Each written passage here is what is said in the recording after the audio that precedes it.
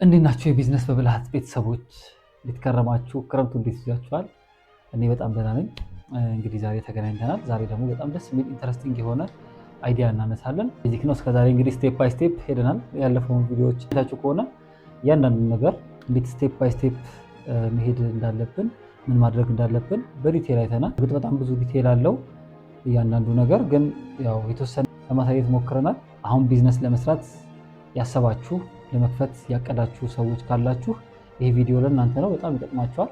በደንብ ከተከታተላችሁና እያንዳንዷን ነገር ኖት ይዛችሁ ከተገበራችሁ የሆነ መንገድ ይቀንስላችኋል። ከኪሳራም ለመዳን ትልቅ መንገድ ይሆናችኋል፣ እይታ ይሆናችኋል ብዬ ገምታለሁ።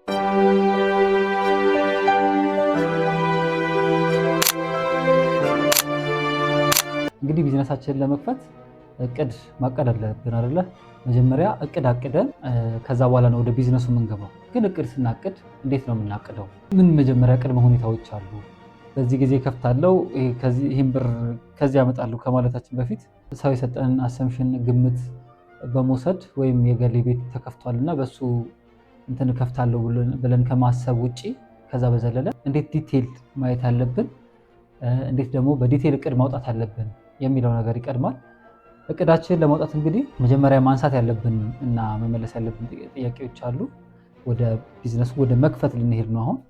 ስለዚህ ስራውን አውቀዋለሁ ወይ? በመጀመሪያ ደረጃ አንደኛ ይሄ ነው። ስራውን የምንሰራውን ስራ እናውቀዋለን ወይ? ከዚህ በፊት የተወሰነ አንስተነዋል። ግን አሁን እቅዳችንን በወረቀት በደንብ ለማስፈር መጠየቅ ያለብን ትክክለኛ ጥያቄ ነው። ስራውን አውቀዋለሁ ወይ?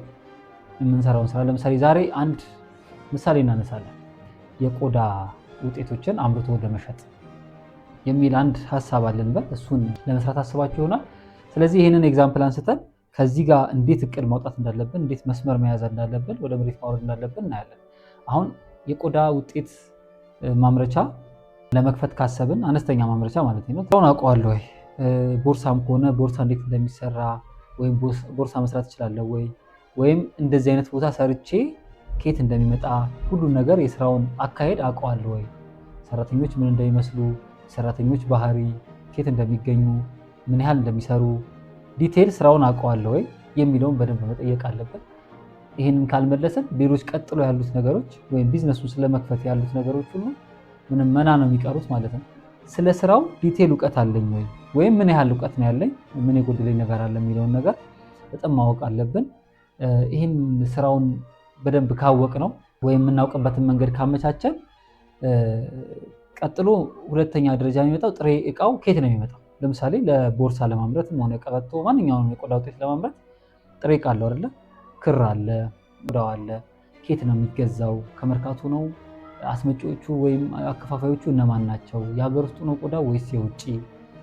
ይህንን በደንብ ማወቅ አለበት። ሴንቴቲክ ይሁን ትክክለኛ ቆዳ ይሁን የምንገዛውን ነገር ራሱ ለማወቅ ላለመታለል ኬት እንደሚመጣ፣ በርካሽ ኬት ልናገኘው እንደምንችል፣ ቶሎ በብዛት የምናገኘው ምን ያህል ነው፣ እኛ የምንሰራው በብዛት ከሆነ በብዛት ልናገኝበት የምንችለው፣ አያጥርም ወይ ገበያው ላይ እጥረት አይመጣም ወይ? እጥረት መቼ ይመጣል? መቼ ስቶክ መያዝ አለብኝ? በቃ ጥሬ እቃው የት እንደሚሸጥ፣ እንዴት እንደምናገኘው፣ በምን ያህል ቮሊዩም ልናገኘው እንደምንችል፣ ከማን ጋር እንደምናገኘው በደንብ ማወቅ አለብን። ከዛ በኋላ ያው እንትኑ ይቀለናል ማለት ነው። በኋላ ወደ ስራ ብንገባ ኬት ማምጣት እንዳለብን፣ እንዴት ማግኘት እንዳለብን ስለምናውቅ እሱ ይቀለናል። በሶስተኛ ደረጃ ምን አይነት ምርት ገበያ ላይ ይፈለጋል የሚለውን ማወቅ አለብን። አሁን በጣም ብዙ ሰዎች የምንቸገረው እዚህ ላይ ነው አይደለ? ገበያው ላይ የማይፈለግ እቃ ይዘን ግን በጣም ጥራት አለው ብለን በራሳችን ተማምነን እንወጣና ገበያው ላይ ካልተፈለገ እንደ ባለፈው እንደነገርኳችሁ ነው። ወርቅን ብታመጡ ፋንድያ ነው ብሎ ይጠጡታል እንደሚባለው ማለት ነው። እንደዛ ነው። በቃ ምንም ጥቅም የለውም። ለምን ወርቅ አታነጥፉት? በወርቅ ሳህን ብታቀርቡት ምግቡ እጅግ በጣም በታዋቂ ሼፍ የተሰራ ቢሆን ገበያው ላይ ካልተፈለገ ምንም ዋጋ የለውም። በቃ ይበሰብስና ይጣላል ማለት ነው። ቆዳውም ቃርዶ ይጣላል። ገበያው ላይ ምን ይፈለጋል የሚለውን በደንብ ማወቅ አለብን። አንድ የሆነ ፕሮዳክት እንትን ትሉና ከዛ በቃ ፍቅር ይዛችኋል ከእቃው ጋር፣ ካመረታችሁ ምርት ወይ ከምትሰጡት አገልግሎት ጋር በቃ ለእናንተ ሰማይ ላይ የደረሰ እንትን ይሆንና ፍቅር ይዛችኋል ከእንትኑ ጋር። ከዛ ገበያ ላይ ስትወጡ ትደነግጣላችሁ። አንዳንዴ እኮ እንዲፈለግ ማድረግም አንድ ነገር ነው፣ ግን ኤክስፔክቴሽናችን ሀይ ይሆንና ከዛ ልክ ገበያው ላይ ስንወጣ ምናምን ብሎ ያጣጥልብናል። በቃ ምርጥ እቃ እኮ ነው፣ በጣም ውድ ነው። ግን እናንተ እንደው በርካሽ ላስለምድ ብላችሁ ራሱ ዝቅ አድርጋችሁ ዋጋ ምናምን ስትወጡ አይፈለግም። ይሄ ዝም ብሎ እቃ አይደል ሌላችኋል። ማንኛውም ሰው ነጋዴ ከሆነ እሱ ከሆነ የሚገዛችሁ በቃ ካጣጣለባችሁ ምን ታደርጉታላችሁ? እና ዲስከሬጅ መሆን አለ እና ቀድመን ግን ወደ ስራው ከመግባታችን በፊት ገበያው ላይ ምን ይፈልጋል ብለን ገበያው የሚፈልገውን ነገር ብናቀርብ፣ ገበያው የሚመጥነው ኳሊቲ ብናቀርብ ሞር የተሻለ ይሆናል። ይህንን ማወቅ መቻል አለብን። በአራተኛ ደረጃ ምርቱን ለማምረት ስንት ይፈጃል? በጣም እነዚህ ወሳኝ ጥያቄዎች ናቸው። ስንት ብር ቢሸጠው ያዋጣኛል? አሁን ስንት ይፈጃል የሚለውን ካደረግን ስንት ብር ቢሸጠው ያዋጣኛል? ያዋጣኛልን በጥያቄ ምልክት ውስጥ ይዛችሁ ገበያው ላይ ስንት ይሸጣል? እኛ የምናመርተው ምርት እኛ በፈለግነው ዋጋ አይደለም የሚሸጠው። የፈለገ ነገር ይሁን፣ ለምሳሌ በብዛት አምርተው ሰዎች እንደናንተ አይነት ፕሮዳክት የሚሸጡበት ዋጋ እና እናንተ ደግሞ በትንሽ ብር ተንገታክታችሁ ምናምን ነገር ብዙ አውጥታችሁበት የምታመርቱት ብር የምታወጡበት ዋጋ እኩል አይደለም እና አንድ አይነት ምርት ሆኖ ገበያው ላይ አንዳንዴ በብዛት ያመረተው ሰው ወይ ከዚህ በፊት ስቶክ ይዞ ገበያውን የሚያተራምሰው ሰው እናንተን ሊጥላችሁ ይችላል። ስለዚህ እሱን በደንብ በዲቴል ማወቅ አለብን። ምን ያህል ቢሸጥ ደግሞ ወጪን ከሸፍናለሁ? የኪራይ ወጪ፣ የሰራተኛ ወጪ፣ በጣም ብዙ ወጪዎች አሉ። እነዚህን ወጪዎች ምን ያህል ቢሸጥ፣ ለምሳሌ አንድ ምሳሌ ላንሳላችሁ። አንድ ቦርሳ የሚፈጅባችሁ 1500 ብር ነው ልብ 1500 ብር በቆዳ የተሰራ ቦርሳ ፈጅባችሁ። ከዛ በኋላ ገበያው ላይ የሚሸጠው ደግሞ 2200 ሊሆን ይችላል። ስለዚህ 700 ብር ልዩነት አለው አይደለ? 700 ብር ልዩነት ማለት ኔት ያልሆነ ፕሮፊት ነው። 1500 ታወጡበታላችሁ፣ ገበያው ላይ 2200 ይሸጣል። እናንተ 2100 ለማለማመድ ብትገቡበት 600 ብር አላችሁ እዛ ላይ አይደለ? ከዛ 600 ብር ደግሞ ስንት ብሸጥ የቤት ኪራይ ለምሳሌ 100 ቢሸጥ 60 ሺህ ብር ማለት ነው የምታገኙት 60 ሺህ ብር። ከዛ ከ60 ሺህ ብሩ ላይ የቤት ኪራይ አለ፣ የሰራተኛ ወጪ አለ፣ የነዳጅ ወይ የታክሲ አለ፣ የእናንተ ወጪ አለ። እንደዚህ ብሎ ተቀናንሶ ስንት ብር እጃችን ላይ ሊቀር ይችላል? ስለዚህ ወጪን ይሸፍንልኛል ወይ? ከዛ ደግሞ 50 ቢሸጥስ ትላላችሁ። 50 ቢሸጥ 30 ሺህ ያገኛለሁ።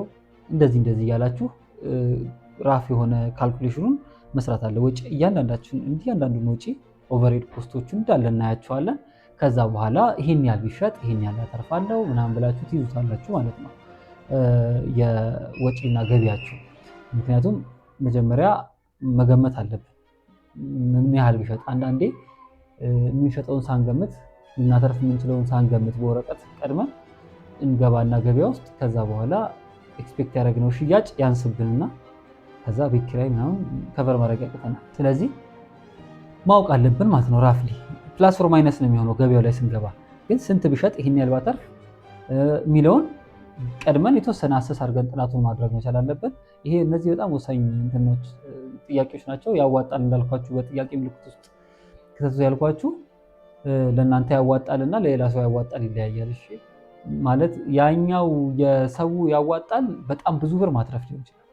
የእናንተ ያዋጣል ደግሞ አነስተኛ ብር ይበቃኛል ብላችሁ ያዋጣኛል ልትሉ ትችላላችሁ። ስለዚህ ያዋጣል እንደ ሰውየው ፍላጎት፣ እንደ ሰውየው አስተሳሰብ፣ እንደ ሰውየው የወደፊት ህልም የተለያየ ሊሆን ስለሚችል እሱን በጥያቄ ምልክት ውስጥ ከታችሁ ግን ለእናንተ ቤት ኪራይ ሸፍኑ። የመጀመሪያውን 6 ወር ቤት ኪራይ ሸፍኑ፣ ሰራተኛ ሸፍኑላችሁ፣ ወጪያችሁ የተወሰነ ችሎላችሁ ከቆየ እናንተ ያኛው ትልቅ የሆነ ገቢ ሊሆን ይችላል። መክሰርም ስላለ ማለት ነው 6 ወር ሙሉ ምንም ላይሸጥ ስለሚችል ገበያ ላይ ተፈላጊ ካልሆነ እነዚህን ከግምት መክተት አለባችሁ። ሌላው ማከፋፈል ይሻላል ወይስ መቸርቸር የሚለውን ደግሞ መወሰን ቀድሞ። ሲከፋፈል ስንት ነው የሚከፋፈለው? ሲቸረቸር ደግሞ ስንት ነው የሚሸጠው? ሲቸረችር ሌላ የቤት ኪራይ ያለብኝ፣ ተጓዳኝ እቃዎች መያዝ አለብኝ የለብኝም? አሁን በወረቀት ላይ ነው ማሰብ ያለብን።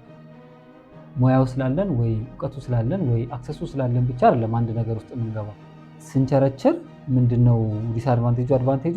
ስናከፋፍል ምንድነው ዲስአድቫንቴጁ አድቫንቴጁ? ስናከፋፍል ያው የራሱ የሆነ ዲስአድቫንቴጅ አለው አይደለ? የተወሰኑ ተቀባዮች ናቸው ያሉት፣ እነሱም ቢካሏችሁ አላችሁ።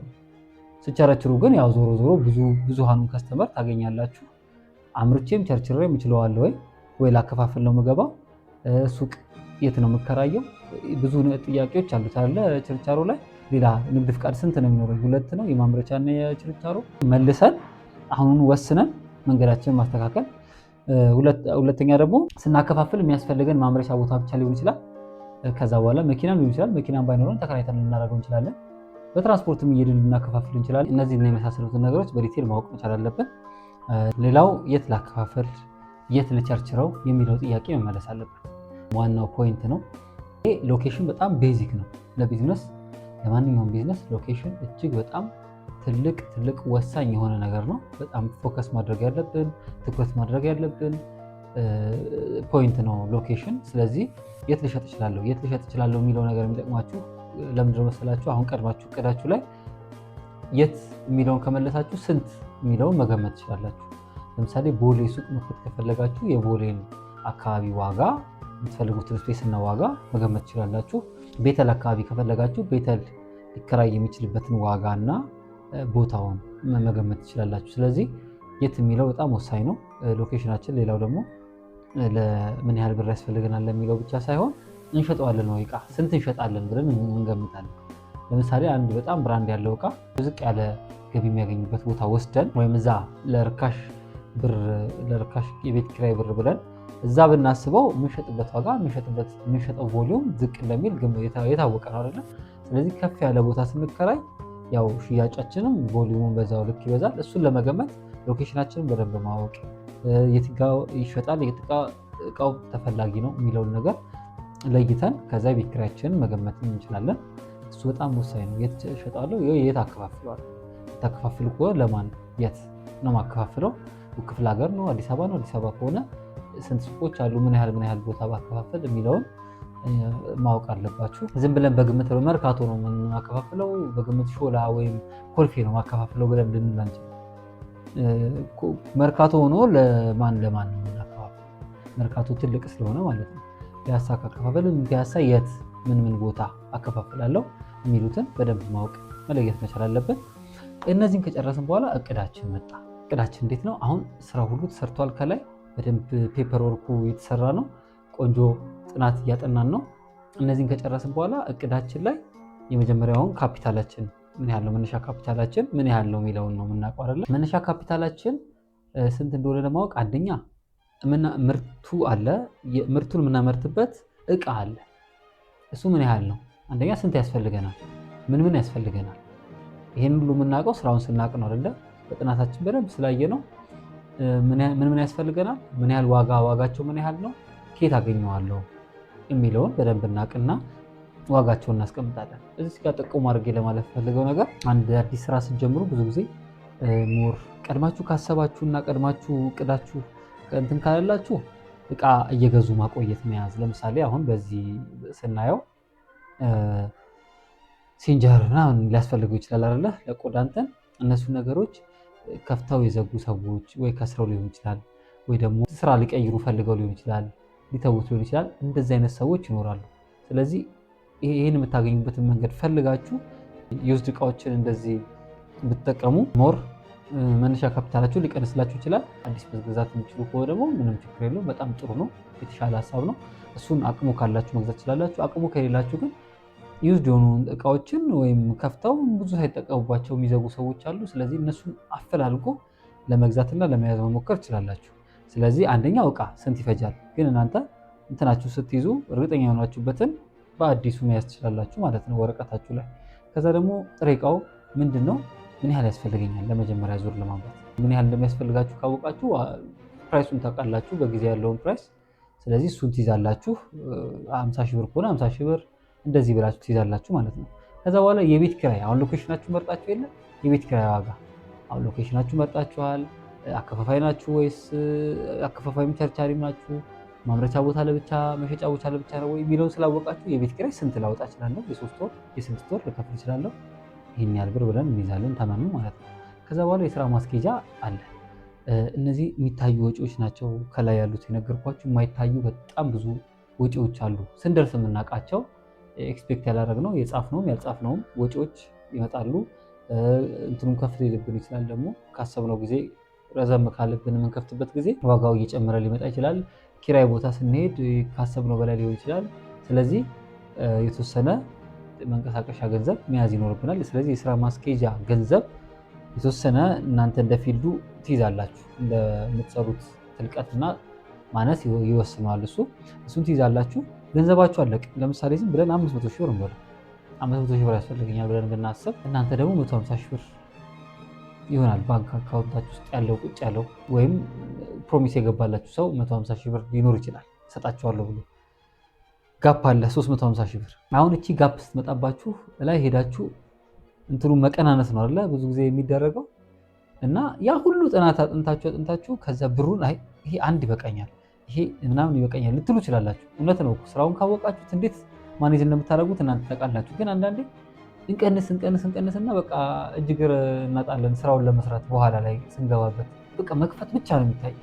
በቃ ተከፍቶ ብቻ ይሄ ዝም ብሎ ጀምር ያለው ምናምን ማለቱ ስለሚታየን ቶሎ እንቸኩልና ቀናንሰን እናደርጋለን። የብዙዎቻችን ችግር ነው። ስሜታዊ እንሆንና በቃ መክፈት ብቻ። ቤት ኪራይ ከፍለን ሁላ አንዳንዴ እኮ እቃው ሳይሞላ ምናምን ዲስከሬጅ ሆነን እንደዛው ሊዘጋ ይችላል። እንደዚህ አይነት የገጠማችሁ ሰዎች ትኖራላችሁ። ላይ መቀናነሱ ጋር ትሄዱ እንዴት ያችን ጋፕ ልምላት ብለን እናስብ።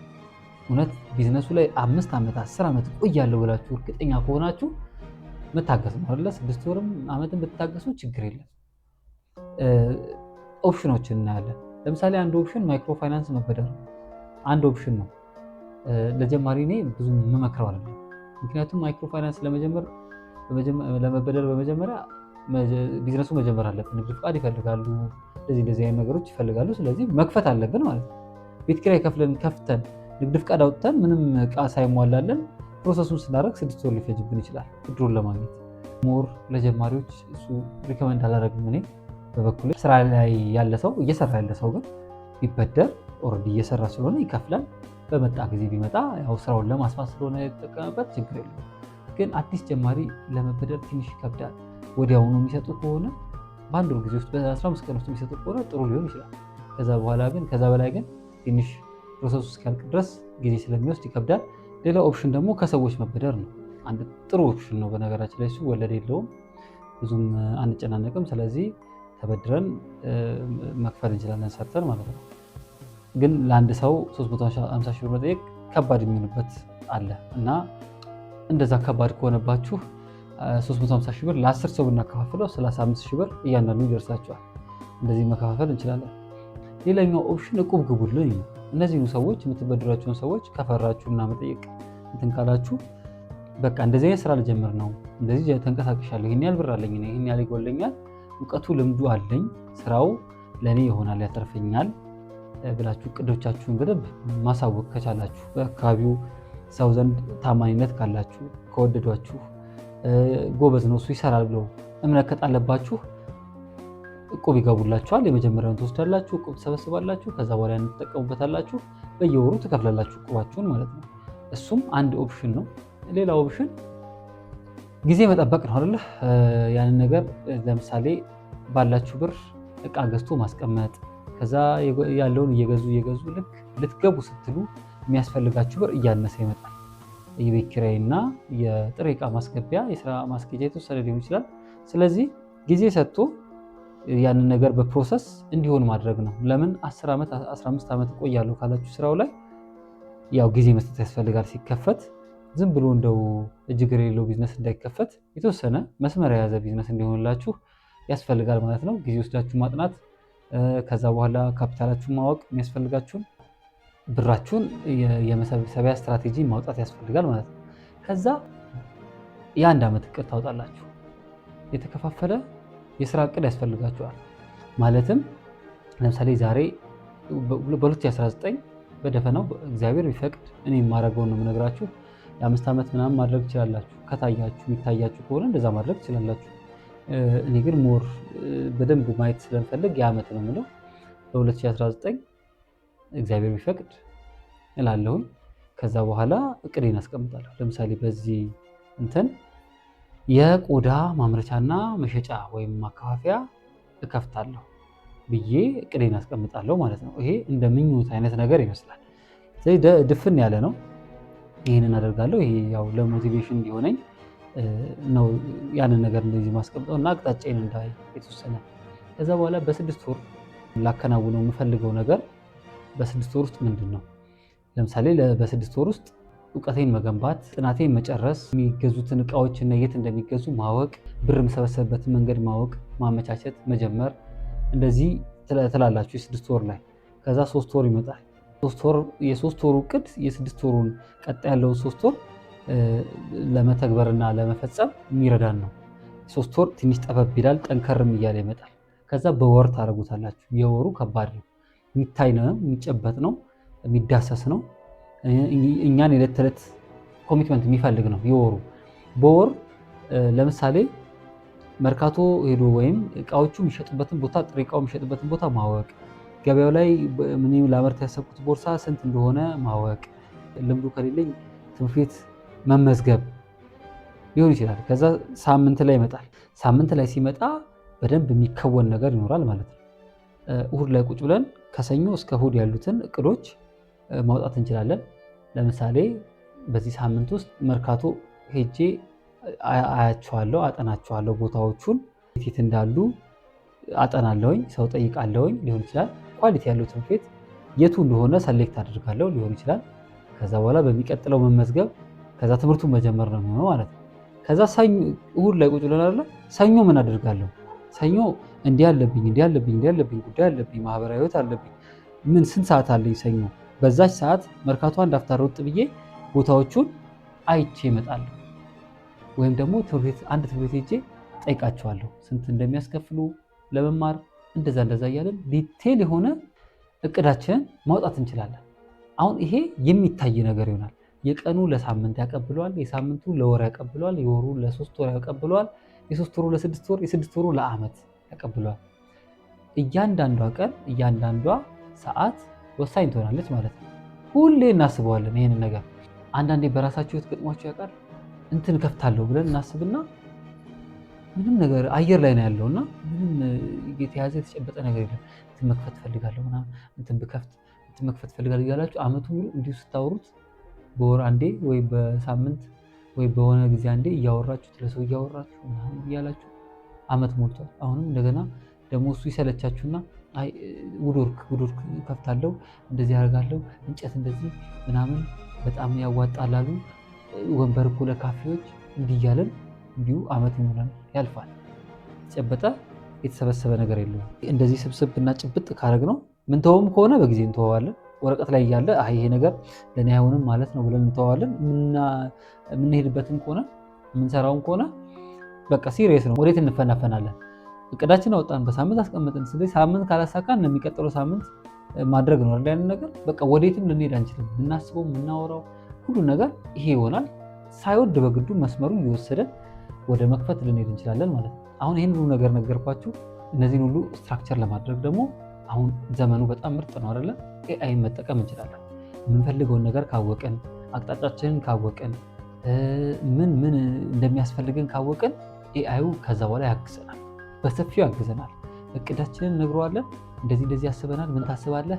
እሱ ፊድባክ ይሰጠናል፣ እኛም እንሰጠዋለን።